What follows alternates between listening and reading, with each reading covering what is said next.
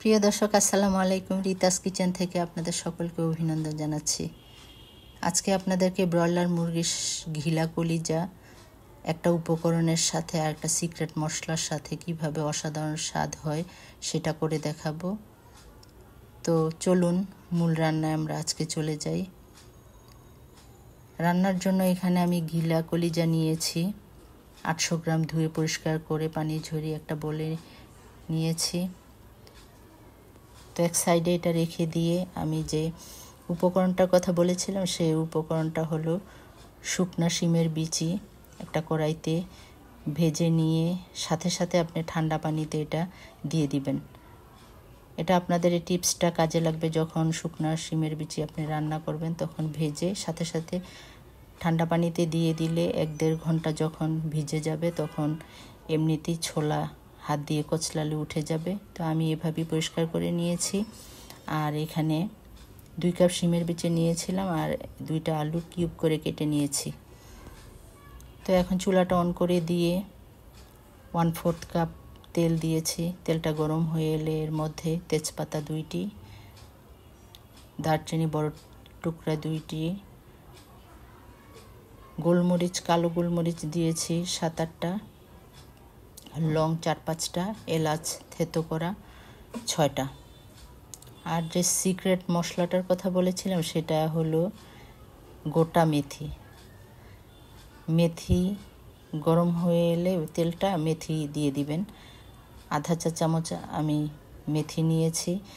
যদি এই গরম তেলের সাথে মশলার সাথে মেথিটা দিয়ে আপনি রান্নাটা করেন তাহলে দারুণ স্বাদের হয়। আপনারা একবার বাসায় অবশ্যই ট্রাই করবেন, এটা একবার করে দেখবেন। আর এখন আমি আধা কাপ পেঁয়াজ দিয়েছি, সাথে পরিমাণ মতো লবণ দিয়ে দিলাম। লবণটা দিলে পেঁয়াজটা নরম হয়ে যায় সহসা। আর এখানে 8-10টা কাঁচামরিচ ফালি করে দিয়েছি। হলুদ গুঁড়া দিয়েছি 1 চা চামচ। একটু সামান্য পানি দিয়ে এখানে মরিচ গুঁড়া দিয়েছি 1 টেবিল চামচ। ঝালটা আপনাদের পছন্দ মতো বাড়িয়ে বা কমিয়ে নিতে পারবেন। বিচিতে একটু ঝাল বেশি হলে ভালো লাগে। ধনিয়ার গুঁড়া দিয়েছি 1 চা চামচ। আর এখানে রসুন বাটা দিয়েছি 1 চা চামচ, আদা বাটা 1 টেবিল চামচ। একটু সামান্য পানি দিয়ে মশলাটা তেল ওঠা পর্যন্ত ভালোভাবে কষাবেন যাতে কাঁচা গন্ধ না থাকে।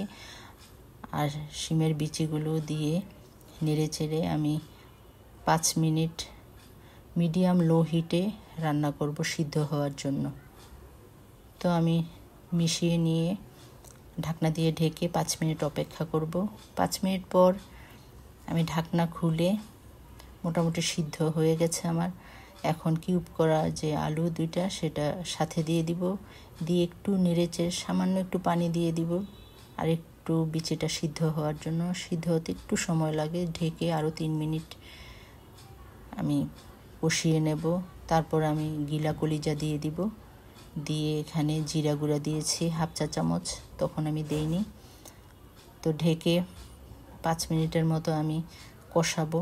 কষিয়ে আবার ঢাকনা দিয়ে ঢেকে নেড়ে আবার 2 মিনিট কষাবো। ভালোভাবে কষানোটা আপনাদের মন মতো যত কষাবেন ততই আপনার রান্নাটা মজা হবে। তো এখন কষানো হয়ে গেছে। আমি 2.5 কাপ গরম পানি দিয়ে ঢাকনা দিয়ে ঢেকে 10 মিনিট রান্না করব মিডিয়াম আঁচে।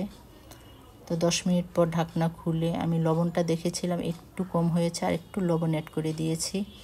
এখন আরও 5 মিনিট আমি ঢাকনা দিয়ে ঢেকে, প্রায় রান্নাটা হয়ে গেছে। এখন গরম মশলার গুঁড়া আমি দিয়েছি এখানে 1/2 চা চামচ, দিয়ে রান্নাটা আমার কমপ্লিট।